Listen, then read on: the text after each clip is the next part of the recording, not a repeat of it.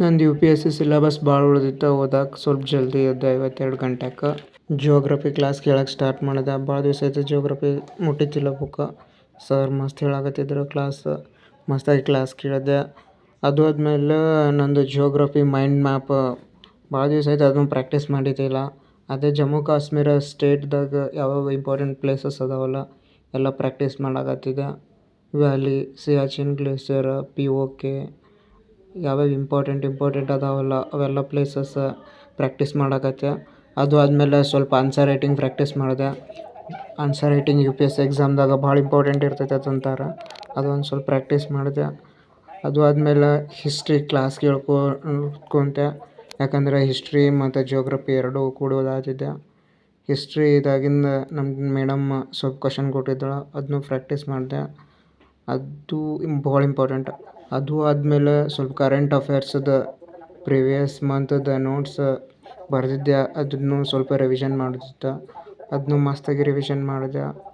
ಹಾಗೆ ಏನೇನು important points ಎಲ್ಲ ನೋಟ್ ಮಾಡ್ಕೋತ ಕುಂತಿದ್ದೆ. ಅಷ್ಟೊತ್ತಿಗೆ ಟೈಮ್ 5:30 ಆಗಿತ್ತು.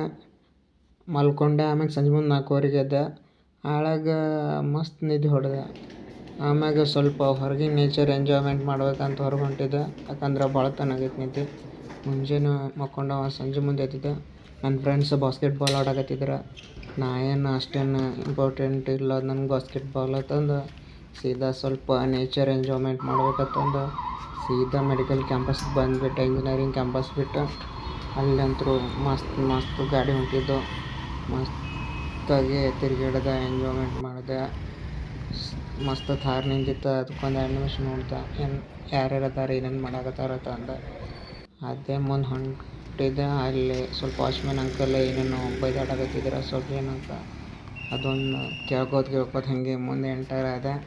ಆ್ಯಂಡ್ ಸಿಕ್ಕಾಪಟ್ಟೆ ಮೈಂಡ್ ರಿಫ್ರೆಶ್ ಆದಂಗೆ ಆಯ್ತು. ತಿರ್ಗಾಡ್ಕೋತ ಒಬ್ಬನೇ ತಿರ್ಗಾಡಕತ್ತಿದ್ದೆ.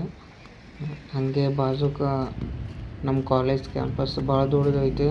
ಅದೇ ವ್ಯೂ ಅಂತೂ ಮಸ್ತ್ ಇತ್ತು. ಆ ಕಡೆ ಮೆಡಿಕಲ್ ಕ್ಯಾಂಪಸ್ದಾಗ ಎಲ್ಲ ಹುಡುಗರು ಆಟ ಆಡಕತ್ತಿದ್ರು. ನಮ್ಮ engineering college main gate watchman uncle ಕುಂತಿದ್ರು. ಅದೆಷ್ಟು ನೋಡಿದೆ.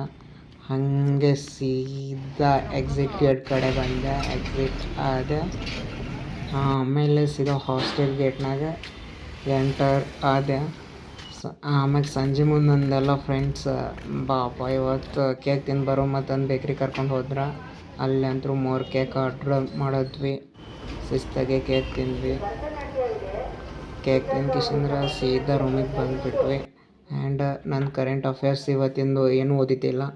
ಅದೊಂದು ಕ್ಲಾಸ್ ಸಂಜೆ ಮುಂದೆ ಕೇಳಿದೆ ಇವತ್ತೇನೇನು ಆಗೈತಿಲ್ಲ ಅಂತಂದು ಶಿಸ್ತಾಗಿ ಕರೆಂಟ್ ಅಫೇರ್ಸ್ ಕ್ಲಾಸ್ ಕೇಳಿ ಮಲ್ಕೊಂಡ್ಬಿಟ್ಟೆ. ಇದು ಇವತ್ತಿನ ನನ್ನ ದಿನ ಆಗಿತ್ತು.